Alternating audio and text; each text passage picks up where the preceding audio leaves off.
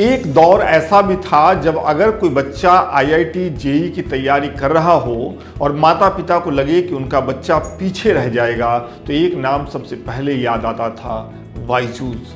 ये tuition, TV हो या मोबाइल, बायजूस का विज्ञापन। क्रिकेट मैच देखो तो टीम इंडिया की जर्सी पर बायजूस और हर जगह एक ही दावा, लर्निंग कैन बी फन। आज उसी कंपनी का नाम अदालतों, कर्ज, छटनी, घोटालों और दिवालिया होने के खतरे के साथ हर जगह दिया जा रहा है। जिस आदमी को कभी भारत का सबसे सफल फाउंडर कहा जाता था, आज उसी बाइजू रविंद्रन को सिंगापुर की अदालत ने 6 महीने जेल की सजा सुना दी है। It's very difficult for most people to understand this game. एक वक्त के अरबपति आज नेटवर्थ लगभग जीरो, एक समय दुनिया के सबसे बड़ी एडटेक कंपनी और आज कर्मचारियों को सैलरी देने तक के पैसे नहीं। तो आखिर ये कहानी शुरू कहाँ हुई?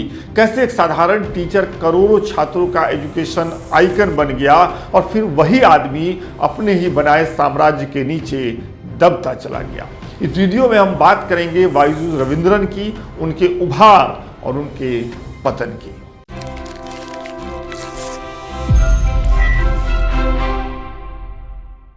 कहानी शुरू होती है केरल से। बायजू रविंद्रन का जन्म एक साधारण परिवार में हुआ। माता पिता दोनों शिक्षक थे, घर पर पढ़ाई लिखाई का माहौल था, लेकिन बायजू उन बच्चों में नहीं थे जिन्हें लोग बुक वॉर्म यानी किताबी कीड़ा कहते हैं। उन्हें खेलों में ज़्यादा रुचि थी। उन्होंने इंजीनियरिंग की पढ़ाई की और बाद में विदेश में नौकरी करने लगे। बायजू रविंद्रन की जिंदगी ने असली मोड़ तब लिया जब वो छुट्टियों में भारत आए और मजाक मजाक में अपने दोस्तों को कैट परीक्षा की तैयारी करवाने लगे। दोस्तों ने परीक्षा दी और शानदार नंबर लाए। फिर लोगों ने कहा, तुम खुद परीक्षा क्यों नहीं देते? बायजू ने कैट दिया और सिर्फ पास नहीं हुए बल्कि 100% ले आए, जो कि बहुत बड़ी बात है। यहीं से उन्हें एहसास हुआ कि पढ़ाने का उनका तरीका अलग है। वो किताबी भाषा में नहीं बल्कि कहानी और आसान उदाहरणों से समझाते हैं। धीरे धीरे उनके ऑफलाइन क्लासेस शुरू हुए, स्टेडियम भरने लगे, हजारों बच्चे सिर्फ उन्हें सुनने के लिए आने लगे। फिर आया स्मार्टफोन और इंटरनेट का दौर। 2011 में उन्होंने think and learn private limited नाम से कंपनी बनाई और 2015 में लॉन्च हुआ बायजूस लर्निंग ऐप। ये वो समय था जब भारत में ऑनलाइन एजुकेशन तेजी से बढ़ रहा था। माता पिता को लगने लगा था कि मोबाइल सिर्फ गेम खेलने की चीज़ नहीं है, पढ़ाई का हथियार भी बन सकता है। बायजूस ने इसी डर और उम्मीद को पकड़ लिया और उनका व्यापार यहाँ से शुरू हुआ।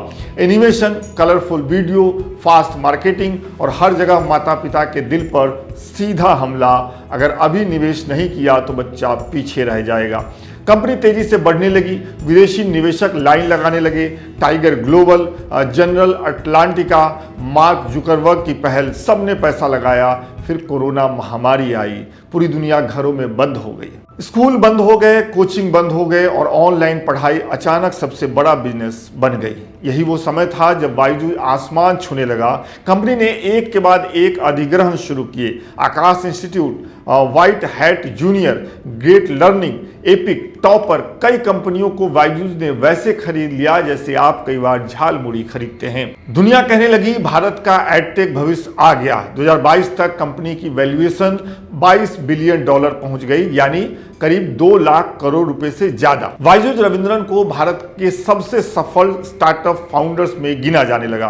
क्रिकेट टीम इंडिया की जर्सी पर कंपनी का लोगो चमक रहा था। ऐसा लग रहा था कि बायजूस को जो सफलता मिल रही है शायद वो कभी खत्म न हो, लेकिन ठीक यहीं से कहानी पलटने लगी, क्योंकि कई बार बहुत तेजी से ऊपर चढ़ना सबसे खतरनाक होता है।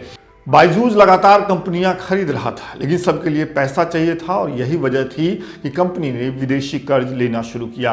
2021 में कंपनी ने करीब $1.2 बिलियन का बड़ा टर्म लोन लिया।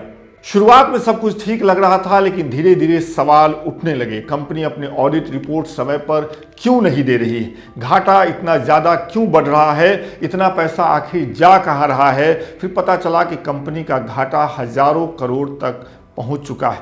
निवेशकों को शक होने लगा कि कंपनी जितनी मजबूत दिखाई जा रही है, असलियत उतनी अच्छी है नहीं। फिर आरोप लगने लगे कि करीब $553 मिलियन का पैसा संदिग्ध तरीके से ट्रांसफर किया गया। अमेरिका की अदालतों में केस पहुंचे, विदेशी लेंडर्स ने कानूनी लड़ाई शुरू कर दी। उधर भारत में भी मुश्किलें बढ़ने लगी, कर्मचारियों की सैलरी रुकने लगी, छटनी शुरू हो गई, हजारों लोग नौकरी से निकाल दिए गए। एक समय जो कंपनी ड्रीम जॉब मानी जाती थी, वहां काम करने वाले लोग सोशल मीडिया पर अपनी परेशानियां बताने लगे और फिर वो खबर आई जिसने सबको चौंका दिया। बताया गया कि कर्मचारियों को सैलरी देने के लिए बाइजू रविंद्रन ने अपना घर तक गिरवी रख दिया। कुछ साल पहले तक जिस आदमी की कंपनी अरबों डॉलर की थी, उससे अब सैलरी देने के लिए घर गिरवी रखना पड़ रहा था। लेकिन मुश्किलें यहीं खत्म नहीं हुई। भारतीय क्रिकेट कंट्रोल बोर्ड यानी बीसीसीआई ने भी बकाया भुगतान को लेकर केस कर दिया।